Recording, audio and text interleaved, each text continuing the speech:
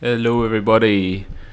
There is possible buzzing in the background, so hopefully, who the hell is drilling at 11 a.m. on a Saturday morning, man? Saturdays are meant for rest, especially after a hard working week. No, But that's Sunday. That's Sunday, man. Saturday's where you get all your chores done.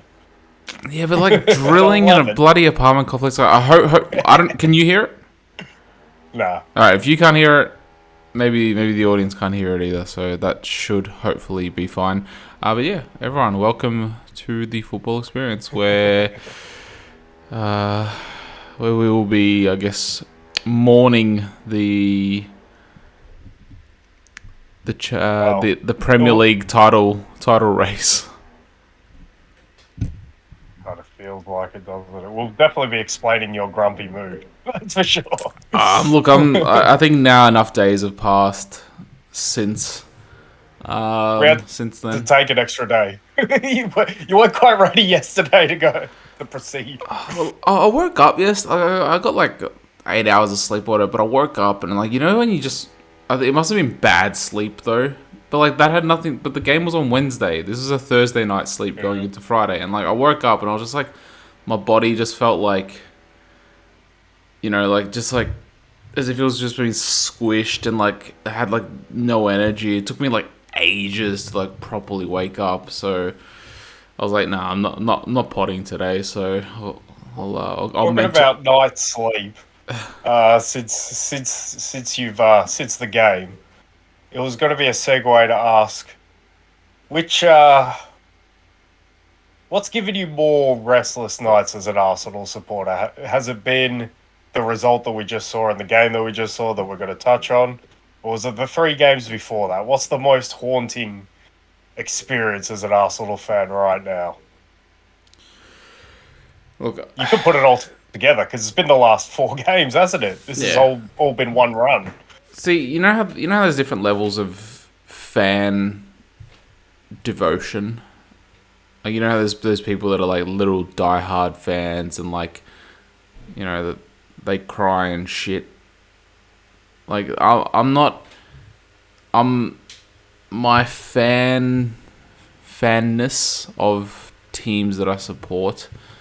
Besides the Croatian national team, it's not at that like level where it's like a devout like it's steeped in Yeah, yeah. realism. It's steeped in a lot of realism, and especially considering that like the league happens every year, whereas a World Cup happens every 4 years, and World Cups are like they're generational sort of things. So like for one World Cup, you might have a very good generation. It's like, okay, this is your chance to win it. If you don't win it now, you're never going to win it. And then, whereas like a league, it's like, okay, well, for in Arsenal's case, for instance, the majority of that team is 22, 23, 24. I'm guessing the recruitment is going to continue to be like try to sign players that are around that same age so that they can fit into the squad. They can develop at the same rate as the rest of the squad.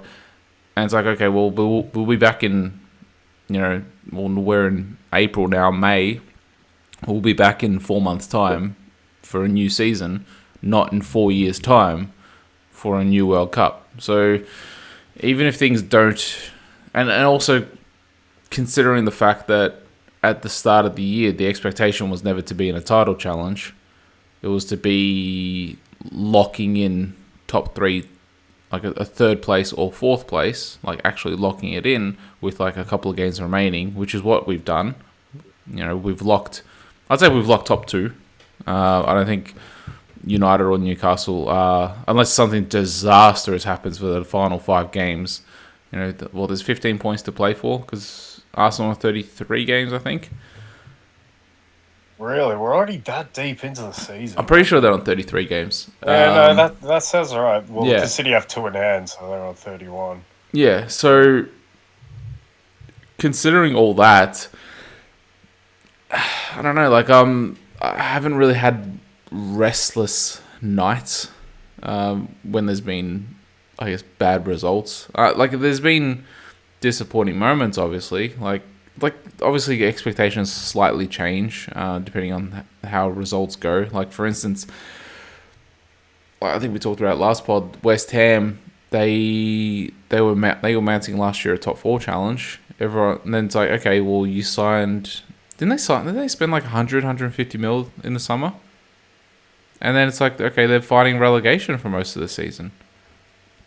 So obviously the expectations change from try to get into the top four to stay in the league. Yeah, and obviously, I think you're probably right to be looking ahead with positivity, but I think it shows you the whole mindset. It shows you what this season has become. It looks like it's become an anticlimax. I'm not quite ready to go there yet. I'm not. I think I think there's still just enough for there maybe to be something. I said it'll be an 8%. You know what? After the performance at the Etihad, I might have to give that only a 6% because we'll talk about the game. But oh man, Arsenal didn't rock up. Did they? Did I don't they? think Did they arrive at the Etihad on the night? I'm not quite sure. You know how I spoke about that? Like they haven't. I can't remember the last time they put in a night shift. Yeah, you Yeah, flagged man, us like- on that one. Well, you you know how like generally people that work night shifts in like the supermarkets, they're like generally like men. Whereas like the teenage boys, they're working during the day. They work one or City two. have done this. They City work. have done this. Yeah, they before. they work 1 or 2 shifts a week. During the day. Or a little. And Arsenal's their best performances have come like 12 o'clock kickoff, 1 o'clock kickoff, 3 o'clock kickoff. They put in like some good performances, but like all of the 3 City games that we've had, they've all been night shifts, and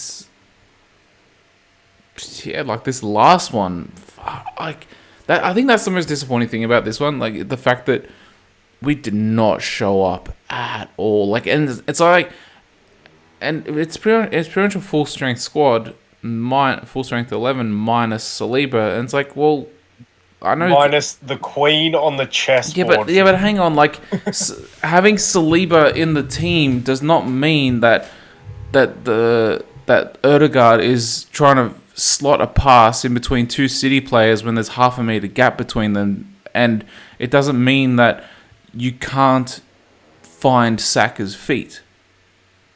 With like White was barely playing Saka to his feet. Erdegaard was barely playing Saka. No, I can't. Like that first 20 minutes, half an hour, I was like, man, you're just trying to pump it long into that channel, and you're who was there? It wasn't Ake, was it? It's a Kanji. Akanji. It's like, okay, you're trying to put Saka into an aerial battle against Akanji. It's like, okay, good luck with that.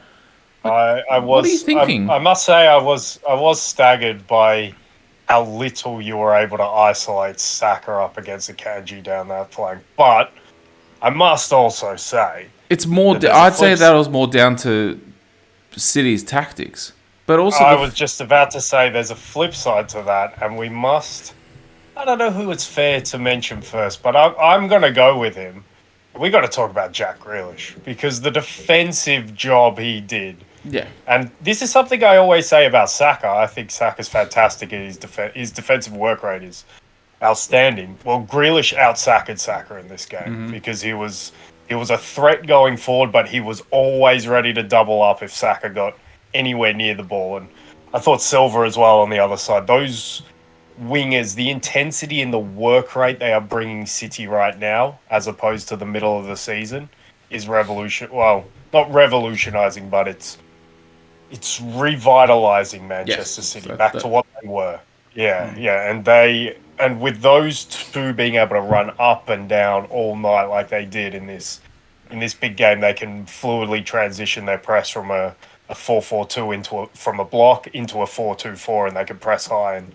And that's where you guys never played through it. But if there's one thing, well, there's a lot of good things you can say about Arsenal. But one of those good things is their ability to play through a high press. They're one of the better teams at playing out from their defensive third and their own half than any team in Europe. They're right up there with any. So the fact that, they couldn't show up, and I'm sure. But, Arsenal was so disappointing. But Manchester City, as well. So I don't know. You've sort of alluded to a rant. I don't know which side you want to start on. We alluded to big picture as well. I guess we got to go game and then touch on big picture, and then we'll You know what finish else? on it. Before we get into the game, I want to throw out Yeah, like if there, I think heard this maybe after the West Ham result. What I don't think it was after the Liverpool result, but after the West Ham one, I started to hear some murmurs from some fans calling in to like other shows on the, saying Arteta out. I'm like, are you fucking serious? He's the one. Like we're well, I've spoken about this. We're ahead of schedule. Like this was next season is the season that we're meant to be challenging for the title. Considering the majority of this team is going to be 24, 25. Like and like considering like where we've started, like considering that he needed to, I think the squad that he inherited, I think only Rob Holding and Xhaka are like the only two that are left. I know like Saka was on the fringes and stuff like that, and I know Martinelli was signed by Emery, but like a lot of those players, they weren't part of the like that 14, 15 players that like would play regularly every single week.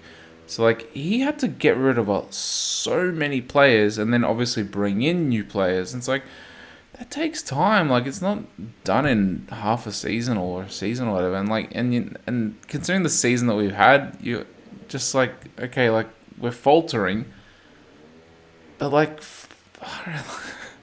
man, some of those fans are so fickle and like they're not living in like realism. reality. Yeah, in um, reality. no, I. Here's the thing: Arsenal are on pace to still have what, a high 80s season now in the Um, points. Actually, we might even potentially get 90.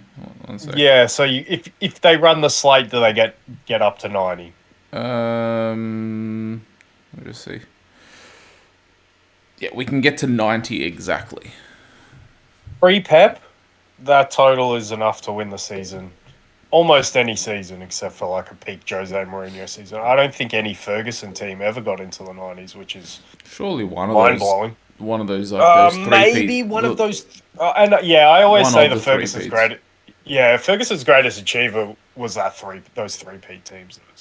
I never really rated the '90s teams. I thought they were good, but the competition at that time, when you compare it to the three peat seasons, where he has Mourinho there and he has other clubs coming with money. But anyway, I digress. The point is Pep Guardiola and Manchester City. Man, I'm speaking to you, and I've been doing this all season as someone who's been through this battle from a fan's perspective with Manchester City. And it takes something extraordinary, and Arsenal have produced something extraordinary, For and like it's still not for going like to. It 80% of the feels, season. yeah, and it feels like it's not going to be enough. Because what? How many games have they lost? 3 now? Was that 4? That was 4. Yeah. See,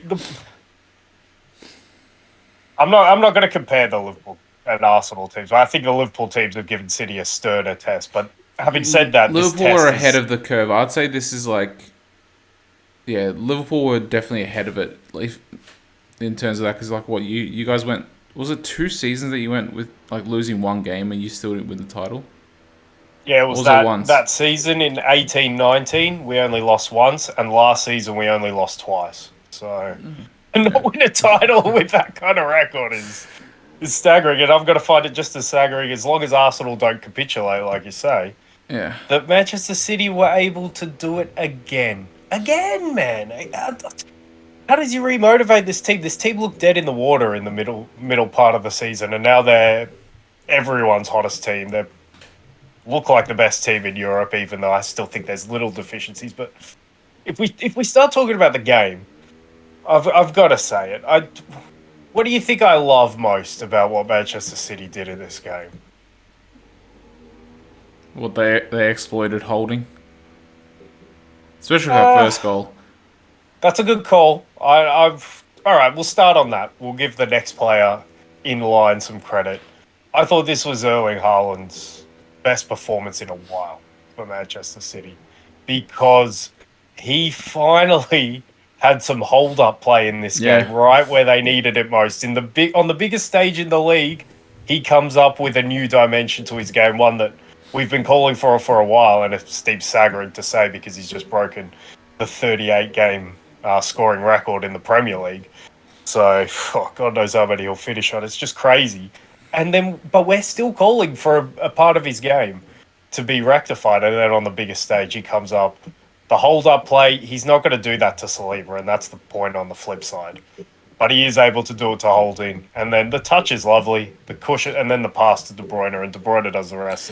But just with that, is that more Partey's fault for not tracking De Bruyne's run? Because wouldn't Partey have gotten the instructions to track De Bruyne? And he lost him. He lost him countless times as well. So I'm not even sure how much. Holding lost a duel, but De Bruyne should never be getting a free run through the lines like that if Partey's doing his job and tracking. No, he shouldn't. But Kevin De Bruyne is so all right. Well, and I'm glad you led us to here because he needs the praise as well, the finish. And I don't think I've left him out of my first team in either third of the season. Yet you've been saying all season, and I don't totally disagree that Kevin De Bruyne has just offered a notch, but that's how good this guy is because and then he rocks up with one of his best performances in this game. But he's so clever because now he doesn't play as a central midfielder, he plays as that 10. He is allowed to cheat a bit and he's allowed to play off the shoulder of that holding midfielder who's Partey in this case. And he's still, even though he's getting on in the years, he's still super dynamic when he drives with the ball. So if you'll get any kind of head start, he'll beat most holding midfielders, I feel. And the problem is, Partey's kind of relying on Saliba, but it's Holding, to not necessarily win that duel, but not lose the duel. Play it to a standstill. Make sure Haaland's first touch cannot be that nice because you've pushed him off balance, so he has to reach for the next one. And then Partey has time to get back in. But the fact that Holding is not strong enough means that De Bruyne has already timed that run perfectly. City know each other perfectly by this point of the season. He knows exactly when to make that movement, and he knows if Haaland gets this right, I'm through. And then the finish at the end of it was beautiful. I can't be mad at that finish. I know, he picks... And I kind of knew he'd do this because what he does, because he can bend the ball so much, he'll always pick the side where he can get the most, around the goalkeeper. So I kind of knew he's not going to go back across him. He's got to just curl this, but he kills it with such power. It's just so crisp. Such a good player. But yeah, so Kevin De Bruyne was the next one too. But that wasn't Haaland's performance was great. Good signs for City going forward. But my favourite thing that Manchester City did in this game was they just played a back four. John Stones wasn't walking into midfield anymore. He's just a centre back. And you know what? I don't want to give Pep this credit because I don't know if he's looking at it this deep. But one thing my conspiracy brain was saying, not conspiracy, but imagine if he was, all right, I need someone reliable next to Ruben Diaz for this stretch run in. I know John Stones can play on the ball, so you know what? I'm gonna put him into this hybrid role that gets everyone talking. And I know he can sort of do it well enough. So if everyone's talking about how good he is in this hybrid role, they're kind of blinded, and then he gets all this confidence, and now he steps back into centre back, and no one's questioning John Stones. But that wasn't the case until recently. We would have been questioning, we are always exponents of questioning John Stones previous to this.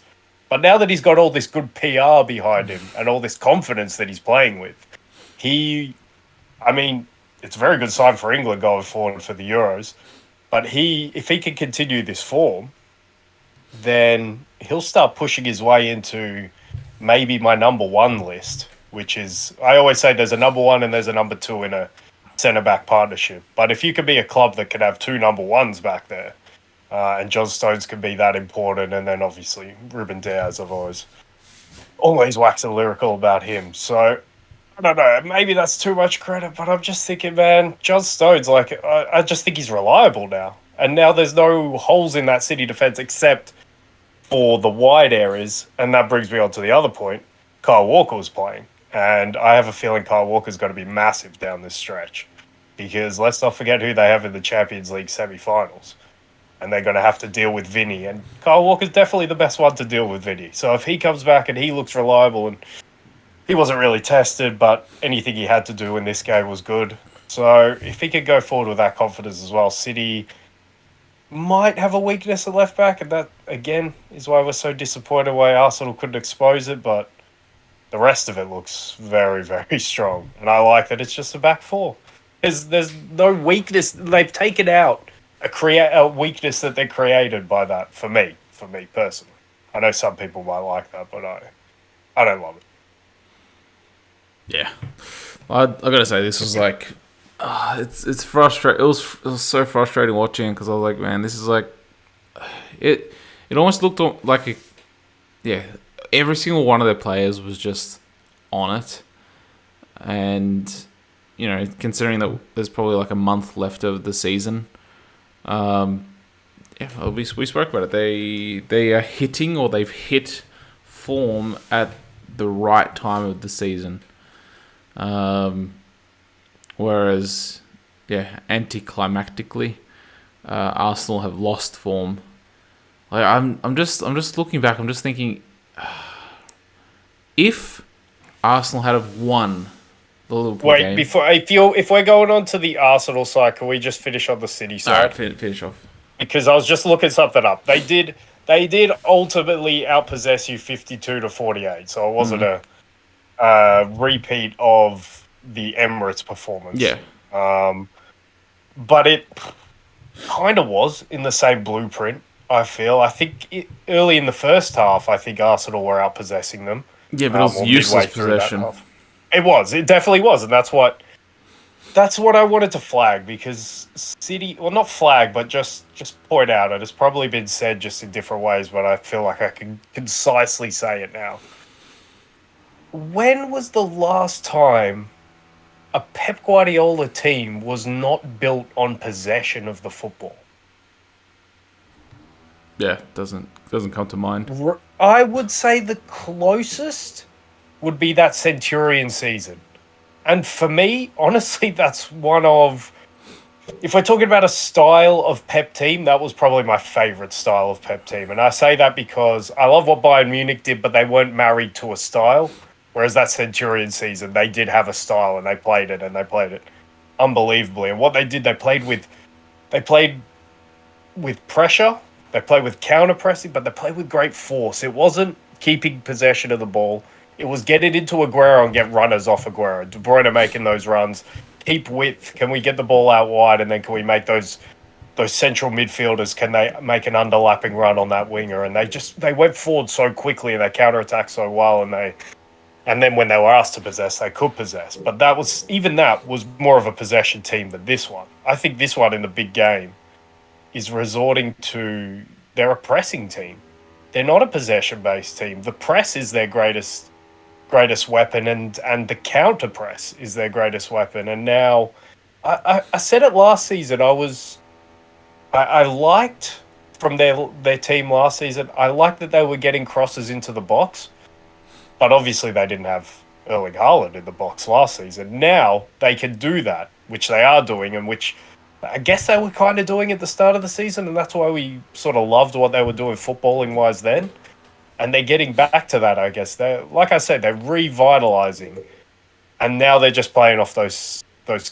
They've got this, with this revitalization, they've got this increased intensity. Yeah, and they're winning those second balls, and they're winning those pressing duels, and they're forcing mistakes, and they're sterilizing the opposition's possession so that they're not doing anything with the ball. And I don't know, this team, it's crazy. I can't, and I felt it was there, but I can't remember the last time I flipped on a team like this with Manchester City. And I've flipped up with them twice. It's like, oh, they're great. Look, they've added Erling Haaland. They were fantastic at the start of the season. Then midway through the season, like, oh, what the hell is this? This is not a Pep Guardiola team. This is not Manchester City. And now they're back to, oh my God, this team is unbelievable. So, yeah, I don't know. It's just, for me, it was a crazy point to realise in this game, in their biggest game in the league, But this team isn't possession based at all, really. It will be for lesser tests, but for the biggest test, it'll be interesting to see what happens against Real Madrid, who are a reactionary team themselves. But yeah, they're not possession based. That's not their weapon. It's not even their style. And I don't think they want to be possession based, given how many centre backs he's trying to put in this team. So they're sturdy. They're winning those duels now. They got so many big guys up there. So if they do press, like you guys found out in the game, if they do press with that quality that they're doing now, and then they've got all these big bodies back, if you play a long ball, more than likely we're going to deal with it. And so they're so sturdy on both of those areas. As long as Pep doesn't overthink it. I know it's a cliche, but he's got to roll with this, and they've got to roll with this momentum to the end of the season. And man, the treble is very much on for them. And I don't know, I'm getting to a point where I wouldn't begrudge it for them. But yeah, I guess that rounds out City. Well, the thing is, if City, you probably wouldn't begrudge it, because if City get a treble now, I know that now in recent history, so Liverpool have been like their main rival, but Liverpool have always been United's main rival. United have a treble. Yeah. And obviously that would piss off United fans. Like, being the only team. We're both going for United. Yeah, but like United have been the only team that have won the major treble. Is that right? Yeah. You guys won a treble, but it was the it was the one that United were going for this season. Yes, yeah, it was the Europa League, Carabao Cup, and FA Cup, right? Yeah. But City can now equal that '99 United team, and that would piss off a lot of United fans. So that's probably why you wouldn't begrudge it. But the point is, I wouldn't begrudge this because the team is also if they continue playing like this, that's probably another reason why you wouldn't begrudge it. It's not like they're playing an ugly style of football, just like scraping by results. No, exactly right. It'd be such a dominant team. And to do it again, like I keep saying, the way that they had to go for last season's title and scrape through that, and they were 5 minutes away from playing in a Champions League final. Last season was incredible for how high quality. I thought Liverpool and City were clearly the two best teams in Europe last season, even though Real Madrid were the ones who ultimately walked away with that prize, because they do somehow. But yeah, when you look at and then the quality that they've had to play with this season, because we'll get to them, but like the love that we've already given to us, but this Arsenal team has been exceptional, really good. I wouldn't quite put them in that bracket, but they're not far off. They're getting there. The gap is closing essentially. Well, that's the thing, isn't it? If when we go to big picture, we'll touch on that. But I kind of stopped you before you were going into Arsenal. I don't know if you were going to talk about them in the match or. No, I was just going to talk about. Also, it's sort of match related, but like, I don't know. Like, do you think that the Liverpool result was the shift in the turning of the momentum? Because had they have won that, they probably would have gone on to win West Ham. They probably would have won Southampton as well, and then they would have been going into this match with an 8-point lead and full of confidence and going to Anfield and beating Liverpool, who they haven't won there for 7 or 8 years or something like that, longer.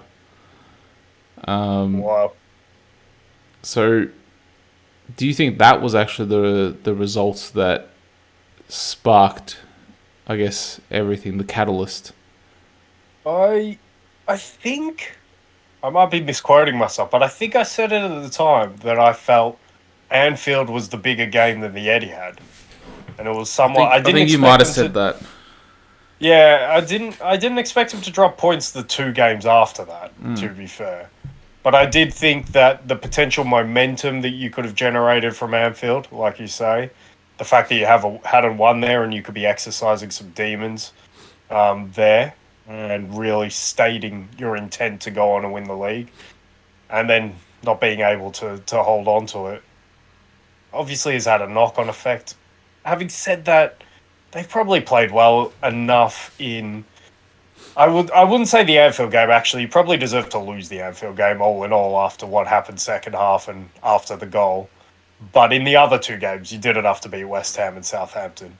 But you didn't do enough to take out the margin of error and the footballing effects of it, because in both, well, especially the West Ham game, you only rocked up for 20 minutes and then the rest it was not much. And I think, and I'm going to say it again, and I've touched and I've said it ever since it happened, but the turning point for me was William Saliba not being on the team sheet anymore and not being able to play. And I think in this game, I think all the mistakes we were kind of, I don't want to say waiting for. I'm not asking him to make, but the ones we were expecting, they came out all to fruition with Rob Holding in this game. It felt he was a big part why they weren't as confident on the ball as well. But I'm not going to blame him for that. But like, you're not as confident with him as Saliba. I don't know why, because Saliba doesn't look like a footballer, but apparently he is. He's better, but definitely the duels with Haaland. You could go so much more one-on-one. You're not going to. But the thing is also with Saliba, what I've noticed is that and what something that Rob Holding doesn't actually do. Saliba actually drives with the ball into the midfield, Yeah, and then Partey fills that spot if Saliba makes that drive. And that's what we don't get with Rob Holding at all. Plus, Saliba can spread the ball to the wings better than Rob Holding. And the interesting point here is it wasn't an exact, they didn't coincide exactly, but what coincided on the other side with Manchester City when Saliba went out? Ruben Diaz Came in. started playing like Ruben Diaz again. Yeah. And it was just like, oh man, they've got their guy back and we're missing our guy.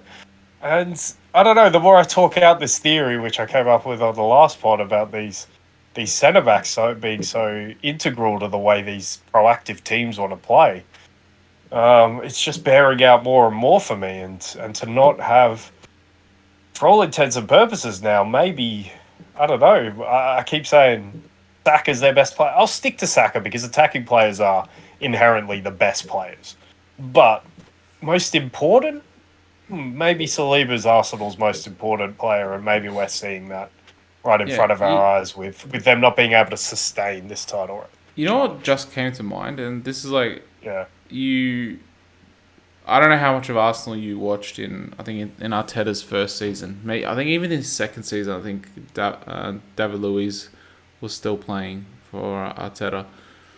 But they use, like, David Luiz, in terms of his ball playing, now that I'm comparing him to Saliba, they were utilised in a very similar way, where Luiz would always look for that cross-field pass to Martinelli, or like he would be the one that would be, he'd be that ball-playing centre-back, essentially.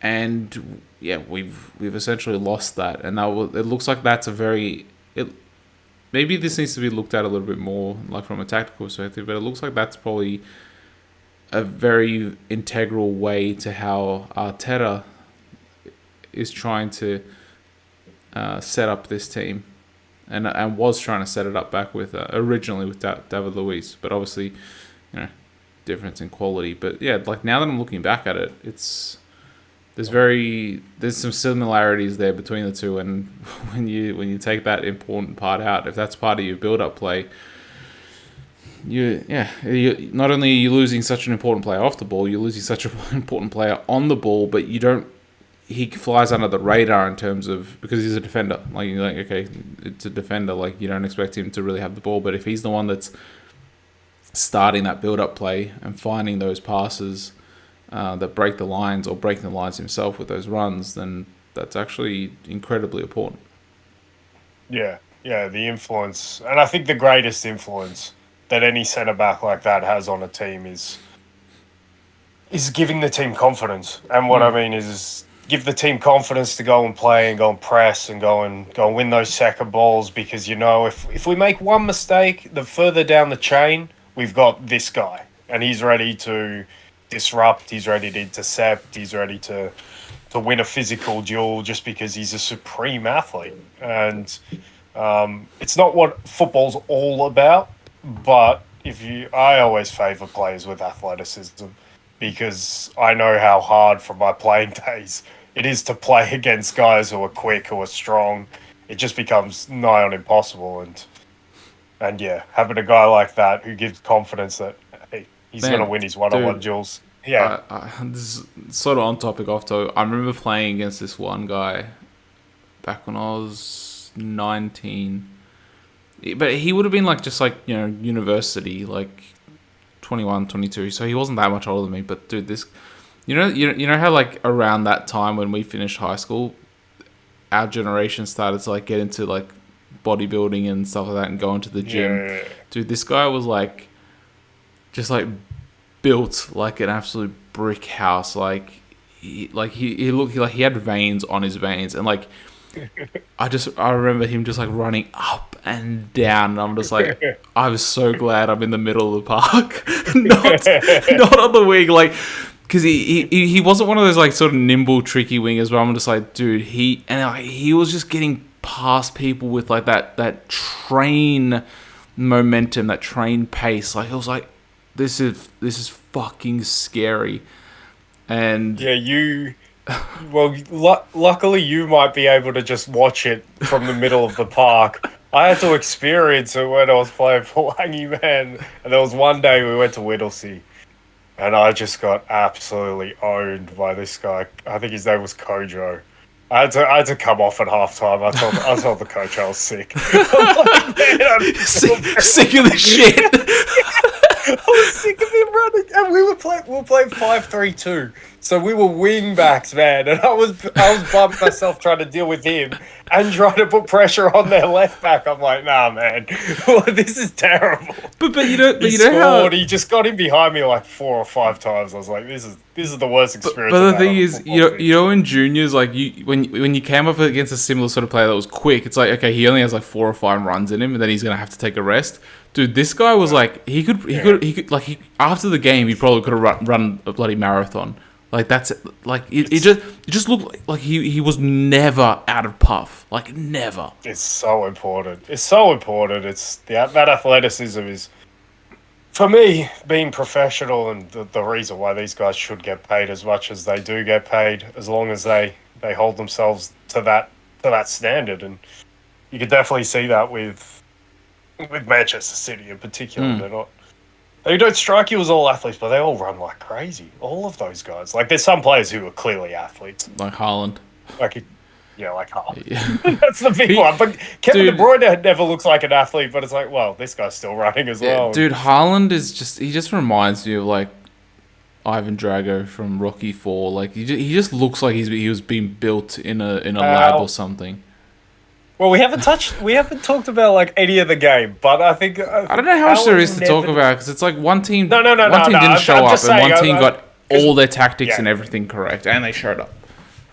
No. I'm just talking about like moments from the game or anything, and I think we're right to do so because the game was such a no contest, no contest, anticlimactic sort of occasion, which was so disappointing for a neutral. But how inevitable was it when Haaland had the hair out? When the hair came out, he's got to score. There's only 5 minutes left. He's got to score. He's got the hair out now. This is his Kodak moment. Hair out. I'm scoring the record-breaking goal for a 38-game season. It was just inevitable.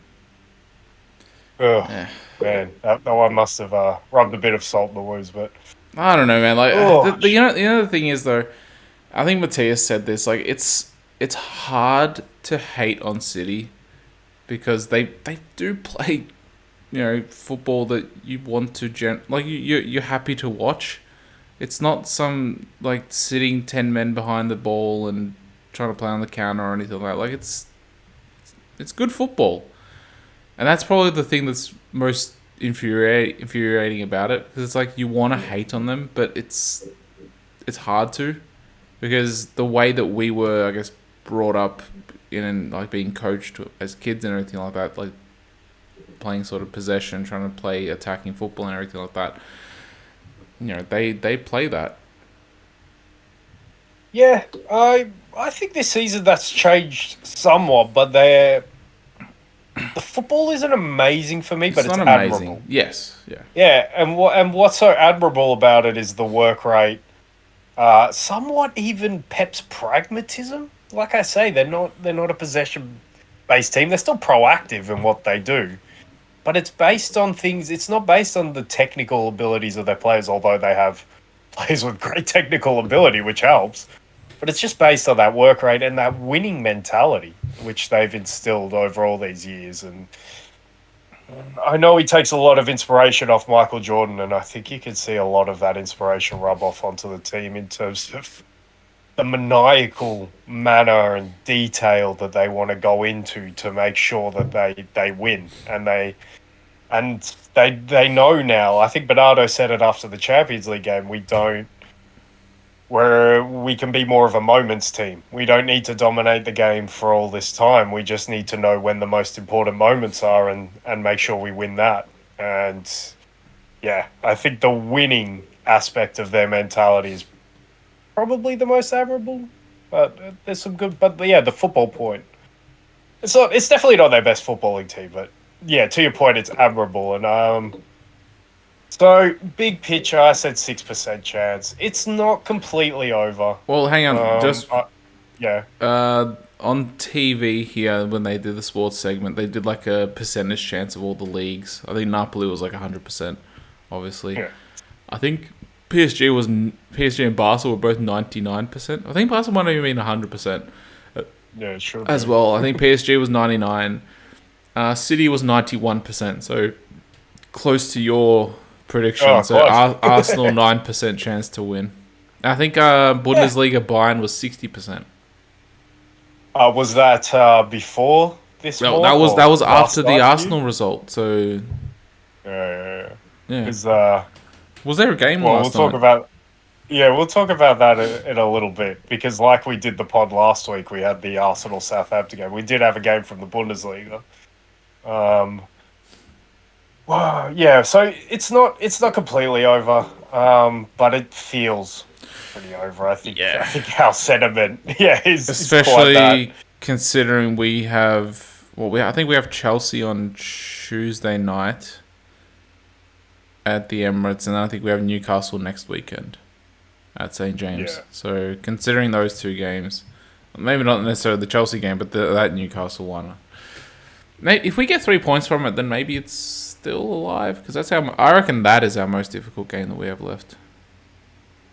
Yeah, City kind of need to not take maximum points off their 2 games in hand.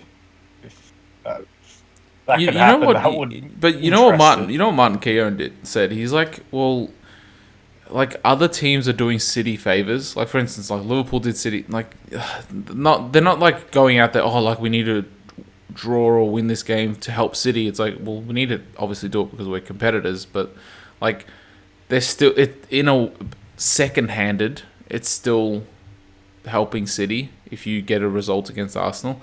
So like Liverpool helped them. West Ham helped them. Southampton helped them. Obviously, like West Ham and Southampton are in relegation battles, so they were helping themselves first, and then a byproduct of that was helping City. But like, none of the teams that City are coming up against are doing Arsenal any favors. So if you get that sort of point, where it's like, well, when is City? I know, like obviously it's a byproduct of that they're helping City, but like when is the byproduct going to be that Arsenal gets a favour as well? So like you need a bit of luck on that end as well,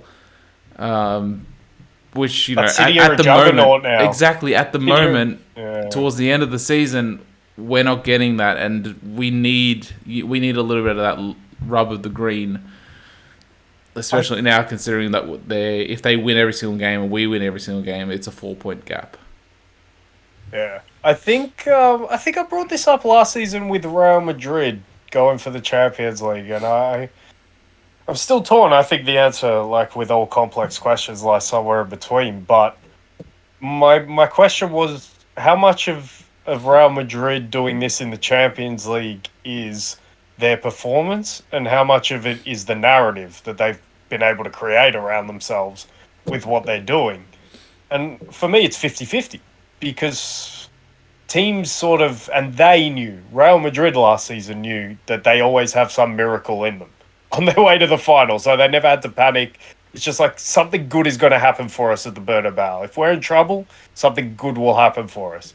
And for me, this season with this run in now, the way the media is just purring over Manchester City, and somewhat rightly so. I thought they were a bit early with their purring for how good they were, but they're somewhat justifying it now with the way they're playing. But teams just will feel like they're beaten before they play Manchester City now. They're just this team rocks up. We've seen what they did last season. We saw what they did 18, 19. If they are pushed, they're going to find something to get through, and they are finding it, but at the same time, everyone sort of expects that they're fighting and expects to be beaten before they play it because they know, well, this team's playing for something. This team's so good, unbelievable quality. So like, that's why you're not getting any. Well, that's Saliba being out. Different reasons, of course, like a lot of different reasons, but that as well goes into it. The narrative around City's not gonna help you going for this title, especially with the opponents that they're going to be playing, hearing all of it, I would say.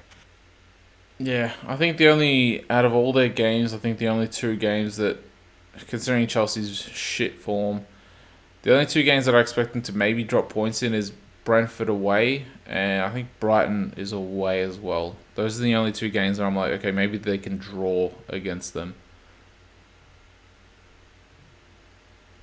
Which is actually, Yeah. if Arsenal go perfect, the goal difference is slightly, there's a slight gap in it now.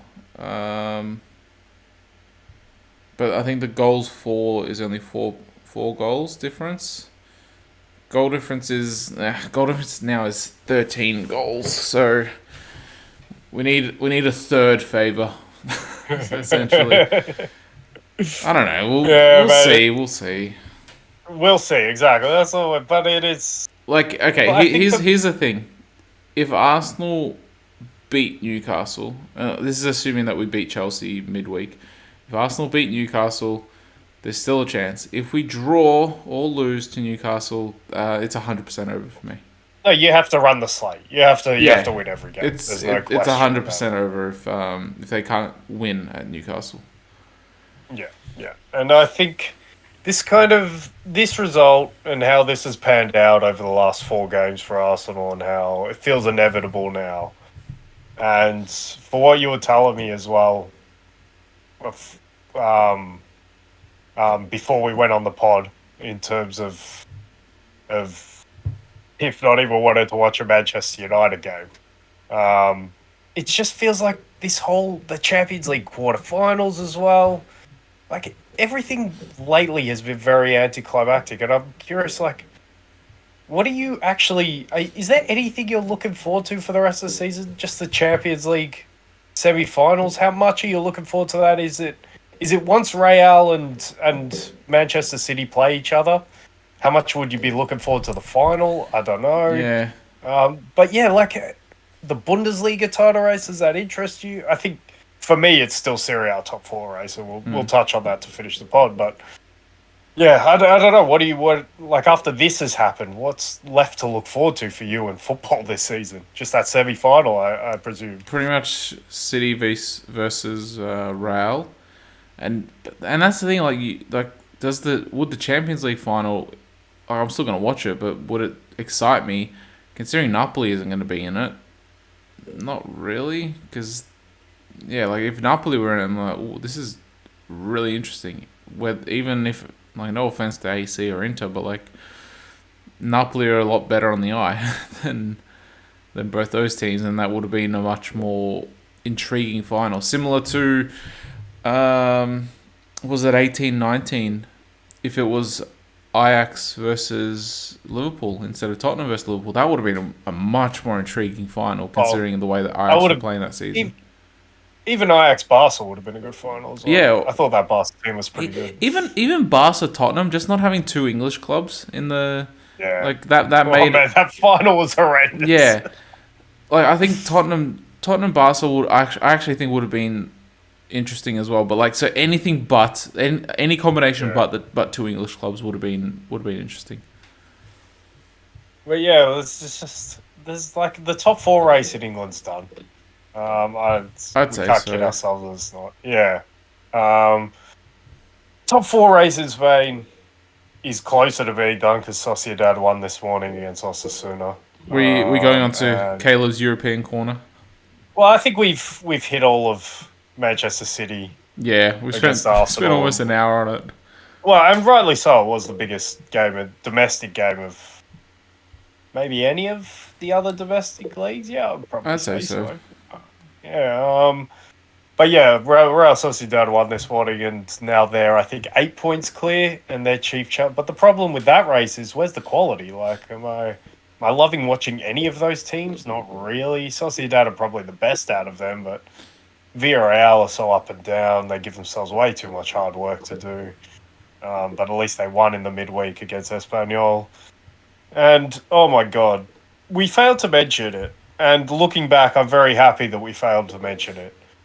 But there was a huge top four sort of pivotal clash between Sociedad and Betis at Betis in the midweek. Now, I might give them a little bit of an out that apparently it was very hot. It was like over 30 degrees, and they did have the cooling break, so you could kind of tell it was very hot. But if you want something that will put you to sleep tonight, if you're unable to sleep, just wind up a replay of Real Betis versus Real Sociedad from the midweek. Oh my god, I think the first shot on target came in the 91st minute or something. It was an incredible snooze fest. And given what was on the line, how disappointing. So I think that sums up the top four race in Spain. There's just a real lack of quality there going for the top four. And the top three is secured and the title is secured there. Germany. Now, Germany. And All right. just did you saw the Girona Real Madrid game? No, I didn't. Well, I did not watch it. I didn't watch it as well, but I'm just like looking at it like Castellanos, 4 goals. 4 goals. He scored 4 goals Again? against Real Madrid. Jeez, what was the result there? 4-2. Jeez.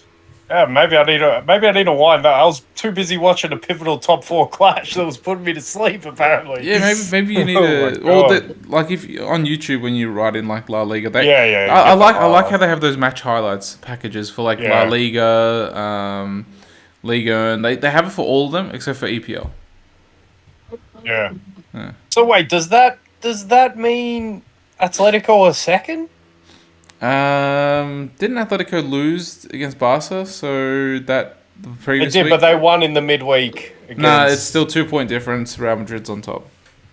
Yeah, because they opened up a 5 point gap. Yeah, Well, at least that's back on. I'm okay with that. That's a race I'm looking forward to seeing. I don't think, but even if Atletico get it, probably got to be because Real Madrid rest players for the Champions League.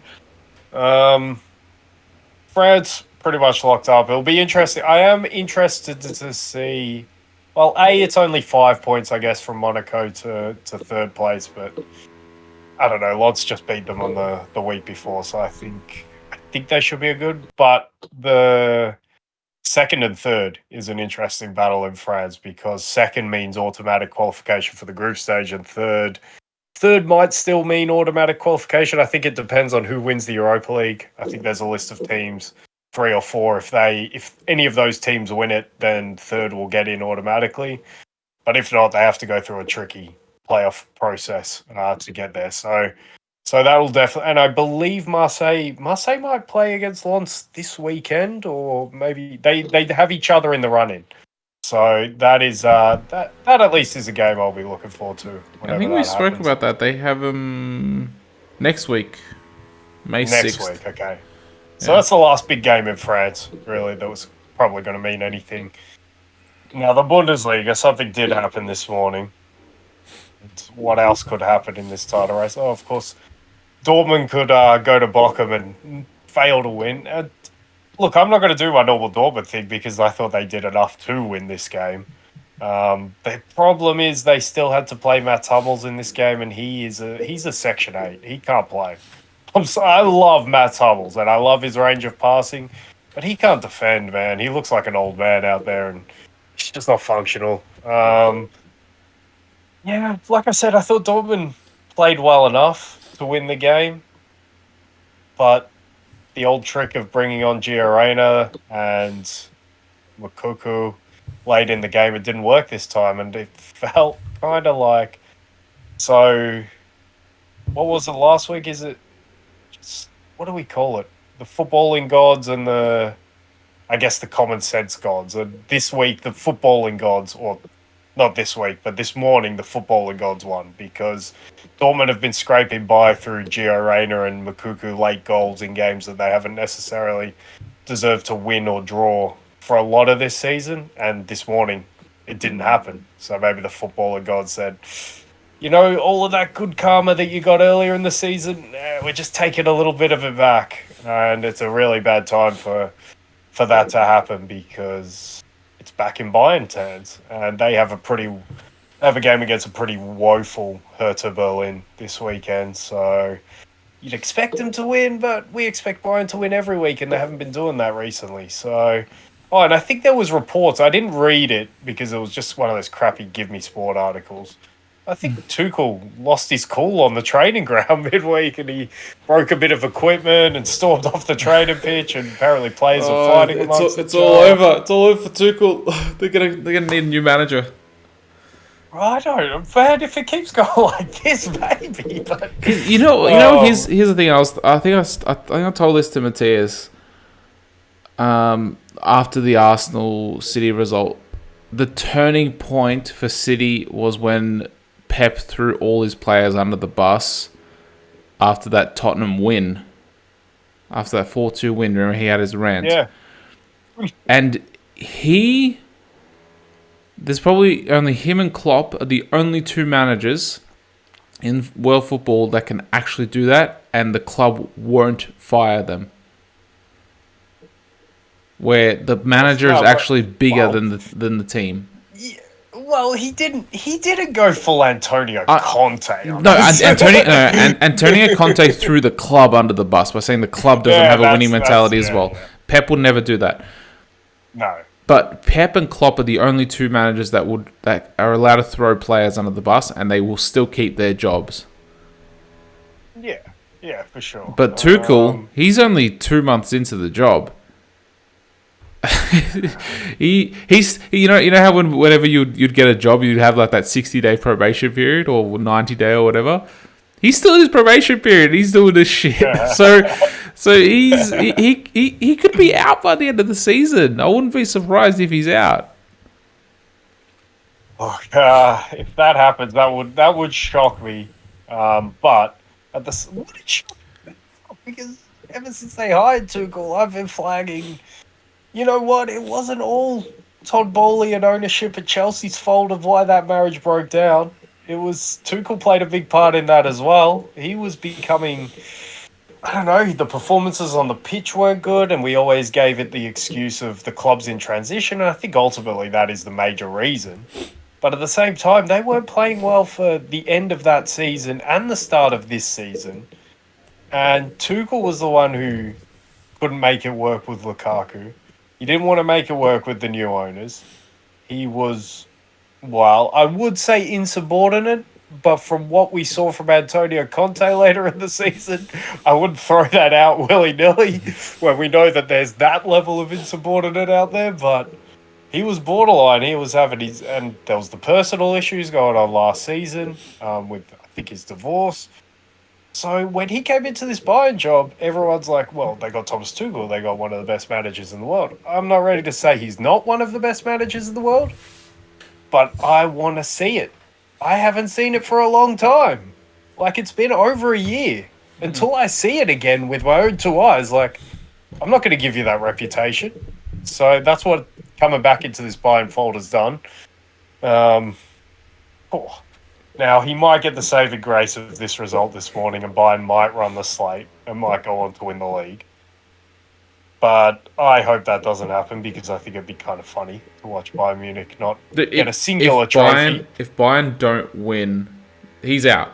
If they don't win the league, he's 100% out. I'm willing to put money on that. I would keep him. Like, as much as I sound so anti-Tuchel, I still think he's the best man for the job next season. But like I keep saying, I think they need a massive jump from Matthias de Ligt next season. I think he's going to be their most important player going forward. In terms of being that queen on the chessboard for them, and we haven't seen it this season. I think I ultimately always say it's more the responsibility of the players. So as much as I love talking about Thomas Tuchel or what's going on, and I haven't been impressed by what I've seen since he's done there. But yeah, I think ultimately if he has a player he can rely on like Matthias de Ligt back there, Manuel Neuer may be coming back, and that'll be interesting to see what kind of Manuel Neuer we have coming back. But I guess I'm looking too big picture, given that they actually do still have a title race and one that they can now win thanks to Dortmund just losing a bit of their footballing karma or credit that they got in the bank earlier in the season. There is another big game in Germany, Union against Leverkusen, which is one that I hope that somewhere shows. Please, Bundesliga. Bundesliga is the league that I have the most trouble getting games from. I don't. And maybe rightly. Yeah. It's just certain games, though. You always get about 5 a week.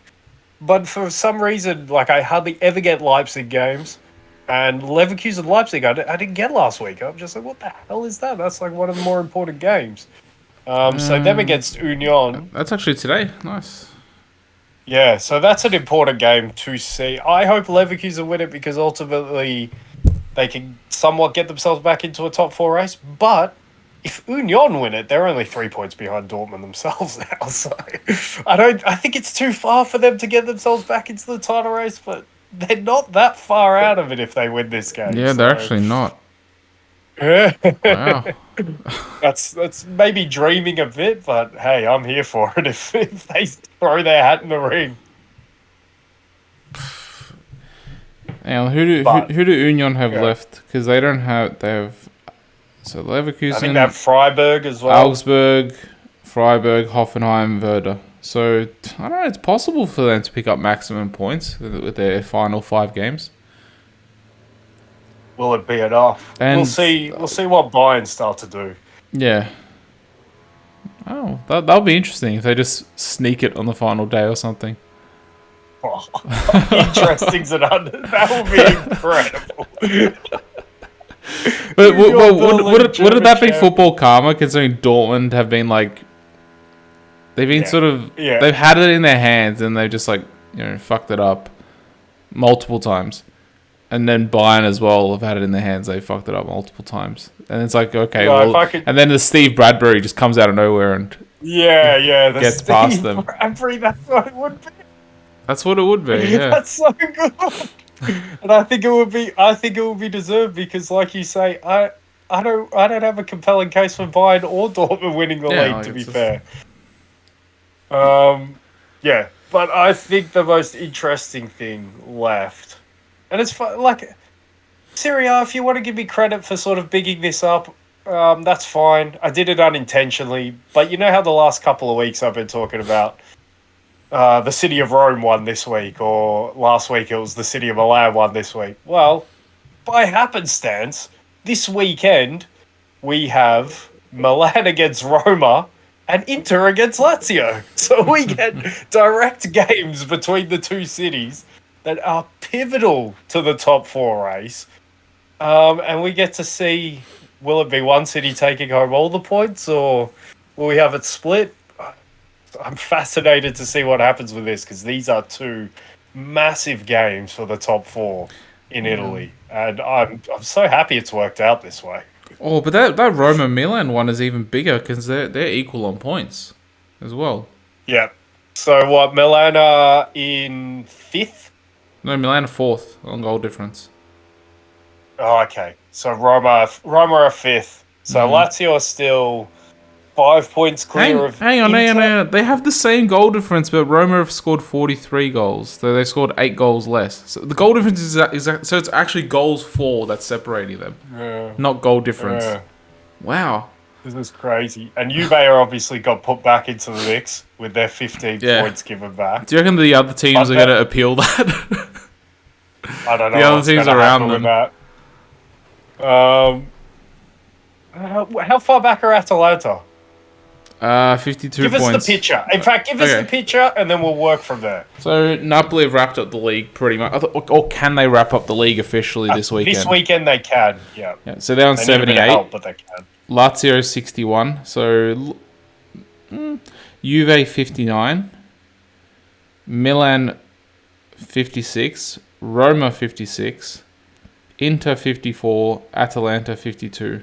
So there's a 4-point gap between Milan and Atalanta, with 7 games left, and Inter. So the 2-point gap between Inter and AC / Roma. Yeah. So Atalanta still aren't out of it either. No, they're not completely out of it. If this was the Bundesliga with 34 games and there's 3 games left, I'd be like, yeah, Atalanta. I think it's a little bit too much, but considering there's 7 games left, yeah, they're still in it. You know what kills me? Remember when a couple of weeks ago Lazio just beat Juve, and it's just like, yeah, Lazio, they're 10 points clear of 5th. They're gonna qualify for the Champions League. Now how it turns, if they lose on the weekend, then they're only 4 points clear of Inter. Juve could overtake them. Milan or Roma, if one of those teams win, it could be within 2 points of them. And all of a sudden, they've got it all to do to finish in the top 4 again. It's just nuts. This race is crazy. I cannot believe the fixtures have worked out this way. To have Roma against Milan and Lazio against Inter on the same weekend. Is it Champions League midweek? If Inter win and Milan Roma draw, Inter goes above them because they have a better goal difference, and all 3 will be on 57 points.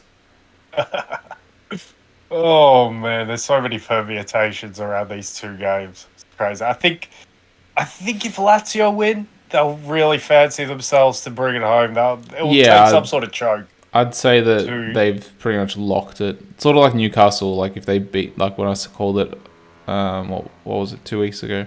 If they beat United, if they beat United, they've locked it, and they beat United, and then they smashed Tottenham. So I'd say if Lazio win this weekend, I'd say they've locked it.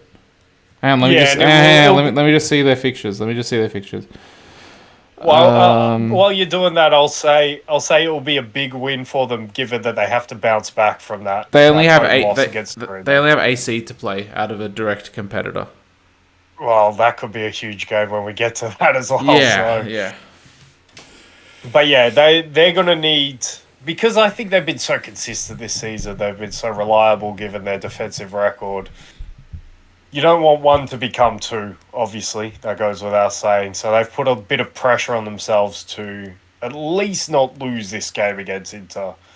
They do have a little bit of leeway that they could probably... A draw might be a good result for them in this game, but Inter have to win.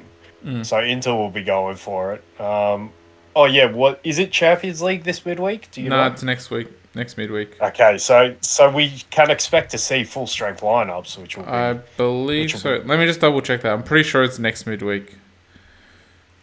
But Inter, having said that, Inter did have to field May 9th.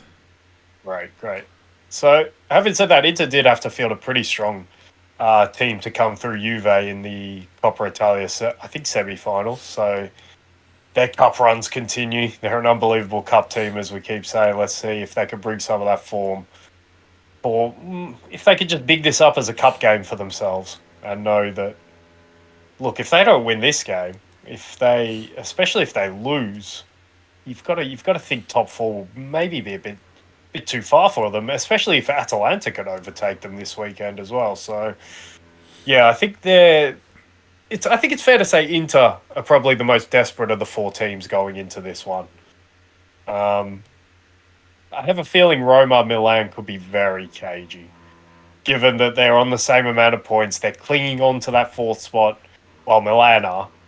But Roma's tactic is never to go gung-ho anyway. It's at Roma. So who do you give the advantage to? The atmosphere will be unbelievable, yeah. The Stadio Olimpico for both Rome teams, but Roma in particular has, like we keep saying after the Dybala unveiling, they have sipped up all of that Mourinho Kool-Aid and they're loving it.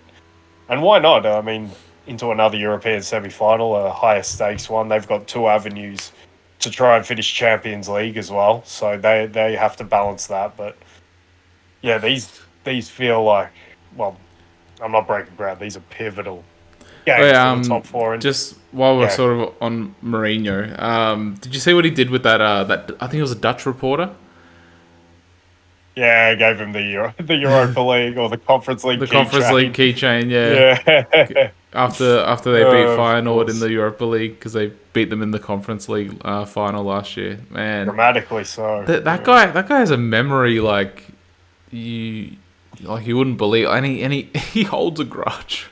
Yeah, I think, he always. dude, you know what? Like, dude, if he was like a mafia boss or something like that, you do not want to get on his bad side because like he's probably the definition of that. Like, a revenge is a dish best served cold. Like Well, he's the definition this of was that. Exhibit A. Yeah, like you can like one day you think, oh yeah, like I've evaded him, like I've stolen like some money off him, and then and he hasn't noticed, but like nah, he's noticed, and 2, 3, 4 years down the line, he's gonna remember it. He's gonna fuck you up. It's like this. Like, if some manager or some player gets into his bad books now, or like does or says something like later in the season or next season when his team beat them, he's gonna be like, oh yeah, like remember when you said this like 14 months ago or something like that. Like, Yeah, he loves that. He operates like that very much. do you think this is like maybe the Mourinho coming back? Do you think it is? You reckon if he gets top four, is this Mourinho like coming back into that sort of elite sort of status? Not elite. Not elite. No? The football's not good enough. You reckon he's lost that elite status? I haven't seen a good Mourinho team in a while.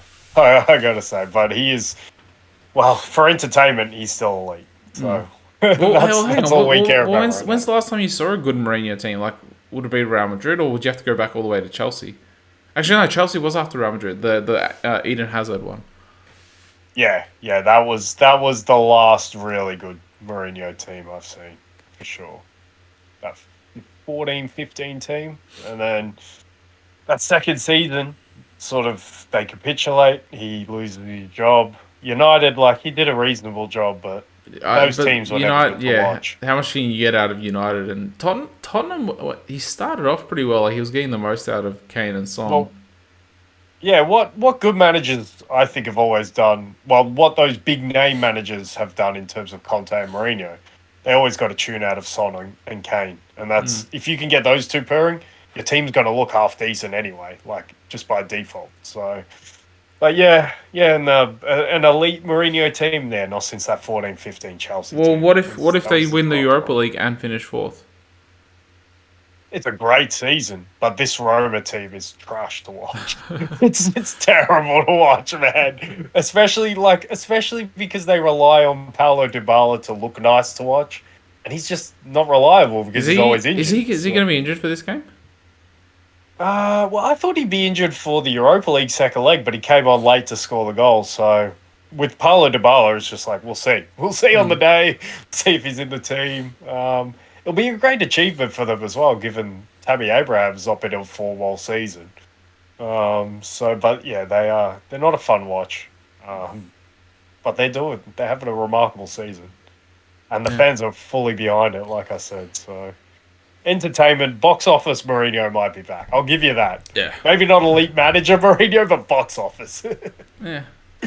But having said that, like, have his teams ever really been, like, not in this sort of style where they're more defensive? All his teams have been a little bit more defensive, but like he's had like exceptional players up front. Like he had Drogba, Joe Cole, Ian Robben, Lampard, and then what at Real Madrid he had, Ronaldo. Did he? I think he might have had Bale for one season. Yeah, he did because he won the Copa del Rey with them. That was Mourinho that won Copa del Rey. That was that like second generation Galacticos. That was their first title that they won. That So was, Bale's last season at Tottenham was 11-12 then, was it? I think so. I thought... I'm going to Google this. I gotta. He was there for that. He did win a Copa del Rey with them, and I'm pretty sure Bale was part of that Copa del Rey. I think he was. Well, he won the league with Real Madrid, which Yeah, he won the league with them. is arguably his greatest achievement, given how good. Yeah, but the thing is, like Benzema was there. Like he had amazing players at Real Madrid. It's pretty much the Real Madrid team that won the treble, the three. I don't think he had. I don't think he had Bale though. He had Modric. He signed Modric. Yeah. They had they won that Copa del Rey in 13-14, the same season they won the Champions League, and that was Bale's first season. Oh, okay. Well, regardless, but then if you go to United, like he didn't have that same caliber of talent. He had Big Romelu. Says it all. Rom-com.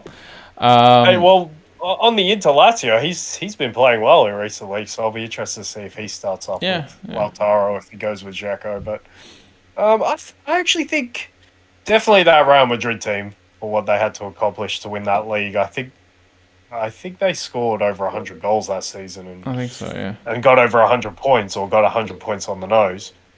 Definitely that 04, 05, 05, 06 Chelsea team was maybe peak Mourinho. I know, to your point, they weren't built on attacking football, but they were still good to watch because of the players and the way they utilised the players for sure. And like this City team, admirable to watch for what they did defensively, only conceding 15 goals in that season. But in an attacking sense, in terms of pretty to watch, maybe if you're looking for something pretty, I thought 14-15 was quite nice that on was, the eye. yeah. With Eden Hazard playing that sort of out wide gravity sucking player, he brought so much attention to himself, and the way they released Branislav Ivanovic on the other side with Oscar and Cesc Fabregas pulling the strings, and Willian as well was massively in form.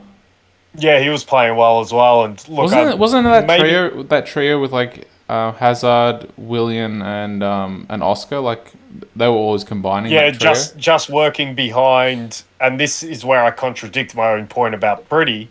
Just working behind Diego Costa, and there's nothing pretty about Diego Costa, but Diego Costa is scoring like 20 goals a season, you know. Exactly, he was Chelsea's last successful striker. Yeah. So, but yeah, no, Mourinho, that's got to be fun. At least he'll be on the touchline for the start of this game. Whether he stays on the touchline for the whole game, we'll see. There's got to be a prop bet on that. But definitely those two fixtures are the ones I'm looking forward to. Maybe, well, I'm looking forward to Union Leverkusen as well. But they, I think Betis play. No, I'm not even looking forward to that. So it's those two fixtures. They stand out above the rest. There's nothing really in the Premier League. Those three. With Union and Leverkusen thrown in as well. Yeah, that's got a level of... But Union are a pretty poor watch. So, but yeah, let's see how this weekend plays out. Yeah, there's not really anything from the... I think... Oh, you got Liverpool, Tottenham from the Premier League. Yeah, but I don't want to kid myself to say that Liverpool might be an outside chance for top four because Man United and Newcastle are way too good. Newcastle were good in that. I think you guys also have You guys also have a game more than United as well. Exactly. So United, even though United ended up drawing that game at Tottenham, I thought they looked pretty good for most of it. Sort of annoying that they couldn't win that for them.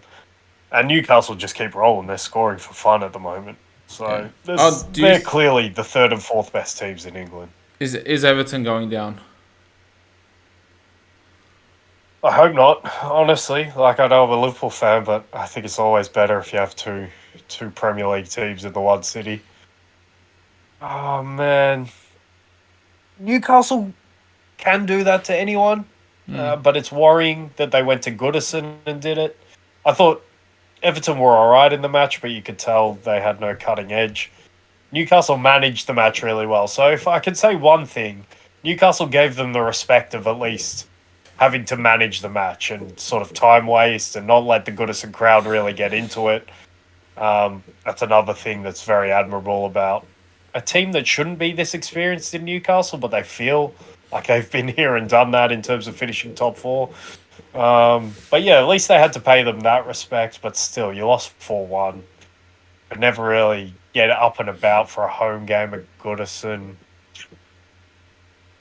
They've got a really good chance of going down. I don't know if they will because there's some other teams around there that have a really good chance of going down. But Well, I think they still. would you say?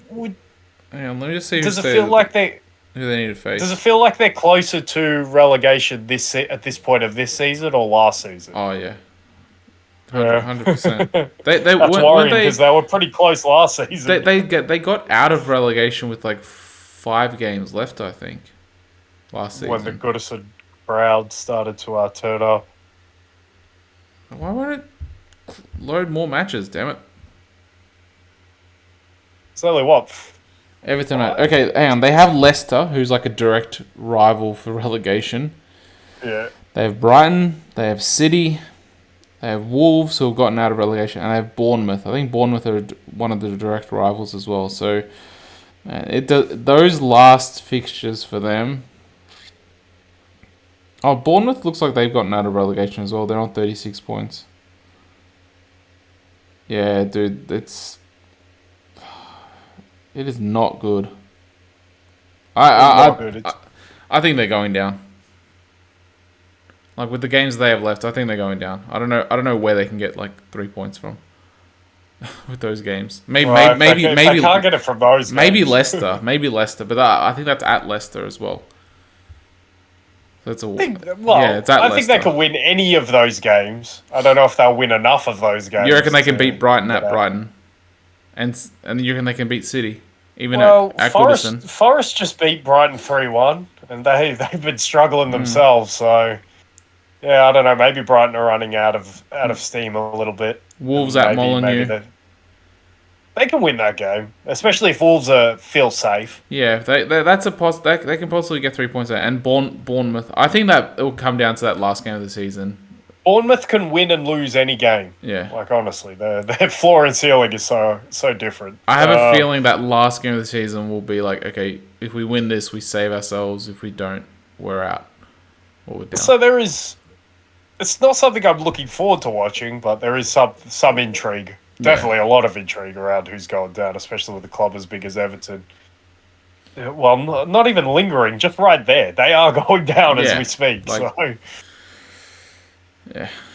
Oh, maybe it'll be a good thing for them because like they'll get rid of a lot of players that are on high wages and stuff. They'll sort of hit the reset button. Who knows? But you know what? I think I told you about this. Like one of my brother's friends, he always like whenever Arsenal have a bad result, which hasn't been many times this season, he always like sends me like emojis or something like that, like laughing and shit like that. And then obviously after the City result, he sent like some crap.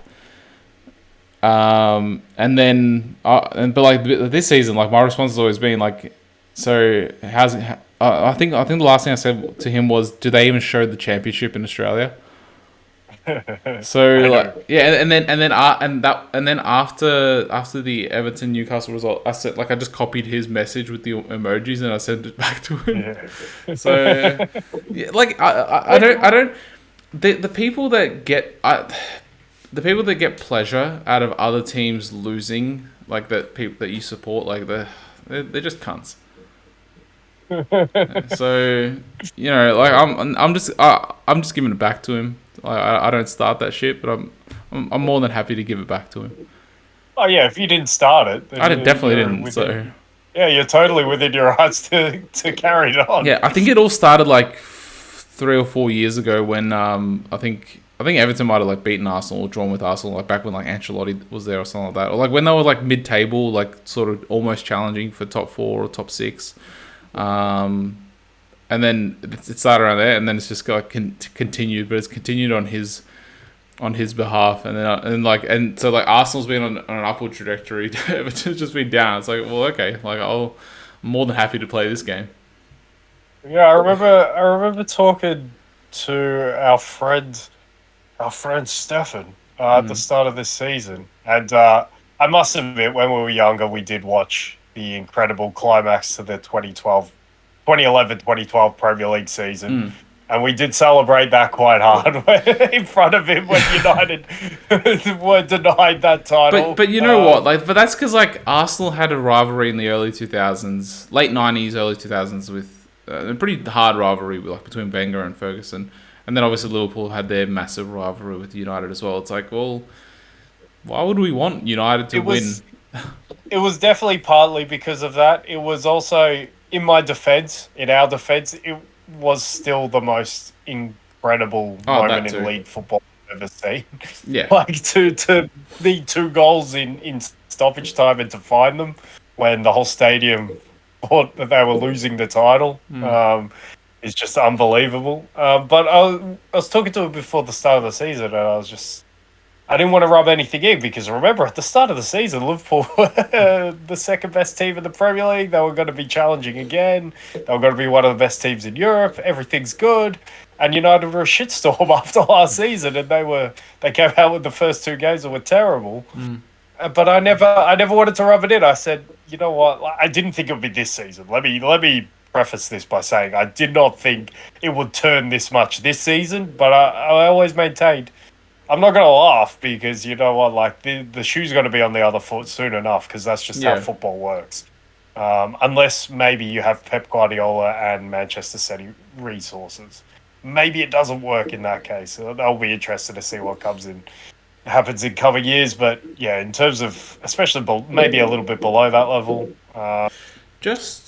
it just turns, yeah. Yeah, just quickly, since we'll wrap up with this, just since we sort of touched on a topic of, I guess, football, dynasties ending and, all that stuff, transition periods. If Pep leaves, is that the end of this City domination? They'll win a title here and there. Let's say Pep leaves at the end of this season. I know he's not, but let's say he leaves at the end of this season. In the next 10 years, without Pep, I can see City winning 3 titles, for instance. If Pep stays for the next 10 years, I can see them winning 6 or 7. That sort of do you agree with that notion, or are we putting too much emphasis on Pep, or what do you where do you stand on that?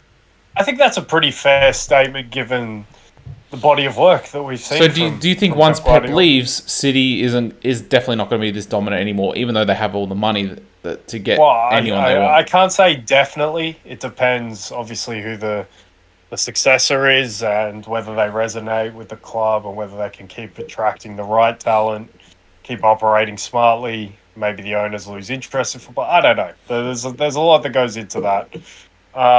But in terms of what we've seen from Pep, and why I think your statement is fair, that it's maybe a 2 or 3 title swing over a 10-year period, just having him in charge, is because he's just such an incredible league manager. It's insane what he's done in the league. He's only not won a league title 3 times? 3 times. Yeah, 3 times. And what it's taken to beat him those times. Now, admittedly, Liverpool didn't need to get to 99 the last time he missed out on a title. Hey, I had a thought about this. Yeah. I know I'm cutting. Sorry if I'm cutting you off. I know not if. I know that I'm cutting you off. I had a thought about this. I know that season that you guys ran away with it, but weren't City keeping pace with you guys up until December? Did they have any significant injury? I know Company left as well that season, and apparently I think the talk was they didn't sign any new centre backs or a replacement for Company. But you know what else happened? Arteta left in November, I think, and I think that's when they were keeping pace up until that point. So Pep lost his right-hand man, and I think that was probably the turning point for that season, because I from memory, I'm pretty sure up until that point they weren't. I don't think they were equal on points, but they were within touching distance. And then after that, City. I remember after that, City's form just turned to shit.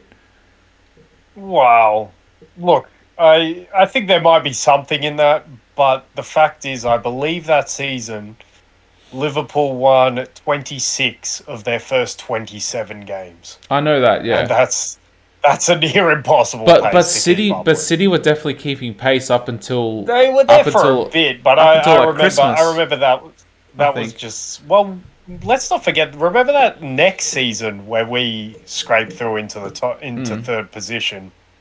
We were actually top of the league at Christmas. Now I know the season started a bit later, but we were still top of the league going. I think going into the new year, and Then you obviously lost then like all the 6 injuries home games in a row or something, I remember. in a row at home, which is just Yeah. incredible. So there's like keeping pace is a relative term. I don't know if you can keep pace with 26 out of 27 wins. I don't know if they were ever going to sustain keeping pace with that, given where they had to go the season before. Obviously, his first season at City, they were miles off it. That's his worst season. In a league Yeah, they table finished third, format. didn't? Yeah, they finished third. Yeah, I think it was third in the end, and I think they still had jeopardy on the last game of the season for top four. I I think think they so. were really flirting with dropping out of that top four. So, but then he got all the players, and they go that Centurion season the next season, and then you think of what Mourinho had to do to beat him with Real Madrid in Spain. So to think that you have to go to that level. Well, Conte even that season, his first season in the league, Conte, I think they finished mid 90 points, that Chelsea team. So even if they wanted to muster a challenge, they might not have got there. But that's the level you have to get to beat this guy in the league, and very few achieve it. And yeah, that's why I think Champions League we could have a different discussion because his track record isn't great since what he did at Barcelona. But in terms of league football, oh man, it depends how long he wants to stay. But if he wants to stay for a while, he could have a real run at that Fergie career. I think someone, I can't remember, I think it was on Talksport, I think Kieran mentioned it. I believe if they win the treble this year, I think that's 30 titles with City. I think that he's picked up. I'm not sure what the number is, but it I'm wouldn't not. I surprise don't me. think it's. I don't think They've it's ruled domestic football. I It's don't think it's crazy. 30 titles all up that he's won as a manager because I think at 30 all Barca. up, but would sound right as I well. don't think so because at Barca, I think at Barca he won like 16 or something alone. Anyway, But I think I think Sir Alex has won 30 in all this time at United. So he can. I think that's the thing. He can equal Sir Alex with titles at City, like with his City record. I'm pretty sure City he'll get to 30 with City. Yeah, well, I think that might be it because like. Or maybe it is 30 all up because if he won like 16 at Barca, he won 3 league titles at Bayern. He probably won like 2 cups. Maybe 30 all up. Maybe it is 30 all up. Yeah, maybe it is 30 all up. So he will equal. I think he'll equal Sir Alex if he wins the treble this season. Yeah, and obviously, if we could do that whole debate, like I think some of these league titles that he's run in recent seasons would count as 2 of the United ones that they won, especially in the 90s and early thousands. Maybe the early thousands they had Wenger and Arsenal as a proper competitor, but in the 90s they were really untouched. Those teams were very impressive, I've got to say. The Premier League itself wasn't very impressive in the 90s. Yeah, it was just starting to kick off, wasn't it? Yeah, but yeah, the levels that they've had to reach to go and get these ones, Manchester City, much like it would be more comparable, like I said at the start, to what Ferguson did with that three-peat winning Premier League side, and obviously what Ferguson had over that 3-year period over Pep. What Pep doesn't have at the moment is the Champions League because they won that one in 08. Obviously, Pep bettered him in 09, but yeah, Pep for City still doesn't have that one, and that will be probably the big one, although he always prides himself on winning league titles, which feels more over now. But he bettered him in 09 and 11. Yeah, of course. But since then, nothing in terms of Champions Leagues. But Ferguson only won 2 Champions Leagues himself in his whole time there. So they're very hard trophies to win. Exactly. Especially Unless you're Carlo especially Ancelotti. when you're at a club. Yeah, especially when you're at a club that has never won one.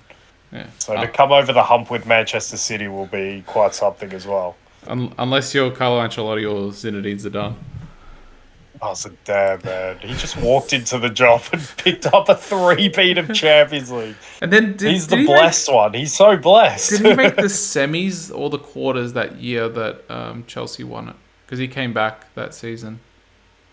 I think it was semis. That was the pandemic, right? I think that was semis. Yeah, and then the following season, then I think he had two more Champions League runs with that Real Madrid team, but I think he made the semis on both of them, or he made the quarters on one of them. He made the quarters on one of them. That Chelsea knocked him. Yeah, Chelsea knocked him out at the quarters. I'm pretty sure. Yeah. Anyway, I don't know. Anyway, let's wrap it up. There's some interesting football to go on about. Hour and 35. We probably could have finished this at an hour and 20 if we didn't sort of get into this little bit of a random talk, but whatever. It's no, sometimes that yields. That's the pot of gold at the end of the rainbow. Yeah, sometimes that random talk. The pot of gold at the end of the pod.